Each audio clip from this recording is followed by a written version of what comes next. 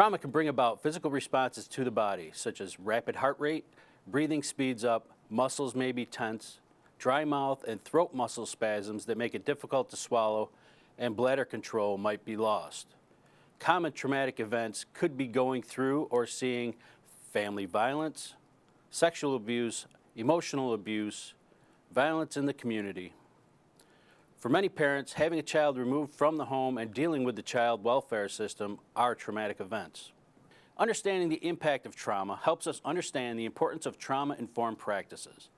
The goal is to avoid the inadvertent re-traumatization of individuals through your own interactions with them and to understand that trauma may have an impact on a person's behavior.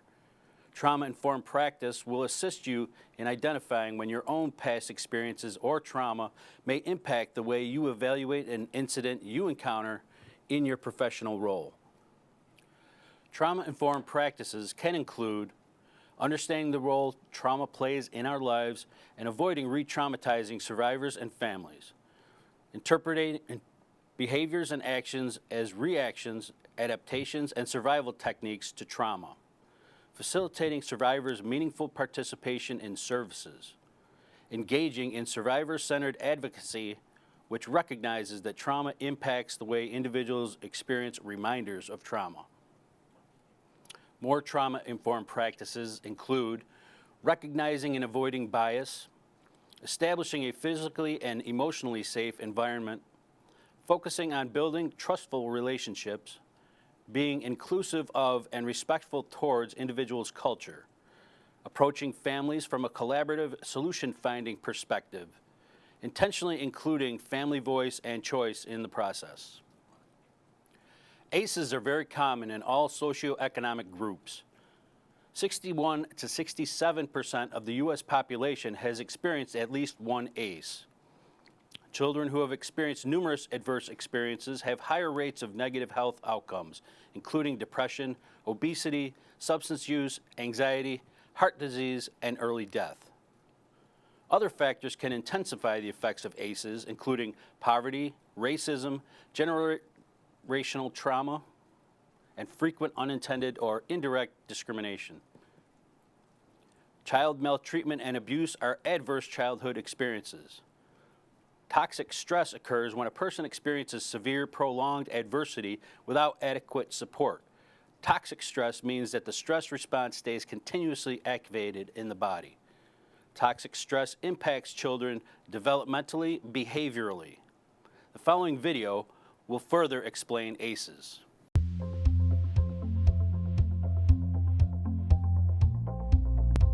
The term ACEs stands for Adverse Childhood Experiences. And these are stressful or traumatic experiences that happen in childhood that can increase the risk for significant health, mental health, and behavioral consequences later in life. They really come from a big landmark research study that was done by the CDC and Kaiser now more than 20 years ago, in which they asked adults about their history of 10 categories of adverse childhood experiences, and these include physical, emotional, or sexual abuse, physical or emotional neglect, or growing up in a household where a parent experienced mental illness, substance dependence, incarceration, where there was parental separation or divorce, or intimate partner violence. What they found was, number one, ACEs are super common, and number two, that there's this really significant effect. So there's a direct, what we call a dose-response relationship between adverse childhood experiences and some of the most significant and serious health conditions that are facing Americans today. 2/3 of individuals had experienced at least one, and 1 in 8 folks had experienced 4 or more. When we talk about how many of us have experienced ACEs, what we see is that ACEs impact every community, every demographic group, but it impacts our vulnerable communities in a disproportionate level. The big surprise about the ACE study was that for someone with 4 more ACEs, their risk of heart disease was double, right? For stroke and cancer and liver disease and diabetes, even autoimmune disease. And a lot of these things are things that we didn't kind of traditionally or intuitively associate with childhood trauma. But now we can use this science to understand actually what happens in our brains and bodies when we're exposed to trauma or adversity, and especially in childhood. The term, the toxic stress response, actually refers to the prolonged activation of our body's stress response, the release of all those stress hormones like adrenaline and cortisol and all of those things that go along with our stress response. And then also the ways in which that affects our bodies. Children are especially vulnerable to this repeated activation of the stress response because their brains and bodies are just developing. So high doses of adversity in children actually changes the way their brains develop. It changes the way their hormonal systems develop, their immune system develops, and even the way their DNA is read and transcribed. And those long-term changes are what we refer to as the toxic stress response. One of the things that's really challenging about ACEs is that they tend to repeat in families, generation after generation. And I will say this as someone who has experienced my fair share of ACEs. Understanding how that might be impacting me and being able to recognize that, for me, is really the key for being able to do things differently. When we understand what happens in our bodies with the toxic stress response, and we understand that it's that prolonged activation of our stress response, then step one is really understanding what are the things that help to regulate our stress response.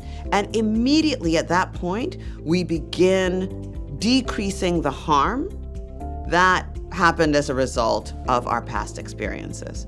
So things like mindfulness, right? Meditation, spending time in nature, mental health interventions, regular exercise, nutritional strategies, and my favorite, healthy relationships. All of these things are really scientifically demonstrated to help to regulate the biological stress response, and they improve our outcomes for those of us who have experienced ACEs. These nurturing relationships, they feel good, which is good, of course, but they literally change our biology. When we have safe, stable, and nurturing relationships in our lives, it improves our neurologic functioning, it improves our hormonal regulation, it improves our immune functioning, and these social supports are critical part of healing. If we all understand our role in being a source of buffering care to a young person in need, that is truly transformative. ACEs Aware is a first-in-the-nation effort to train our healthcare providers how to screen for adverse childhood experiences and how to respond in an evidence-based, trauma-informed way that helps to improve outcomes for children and adults. ACEs are not destiny. Even if someone has experienced significant ACEs, it doesn't mean that they are absolutely going to have these negative outcomes. Recognizing our ACEs requires us to recognize our vulnerability. And that can be really scary. But it also is the place where we get a chance to ask for what we need. I deeply believe that we can cut ACEs and toxic stress by half in one generation.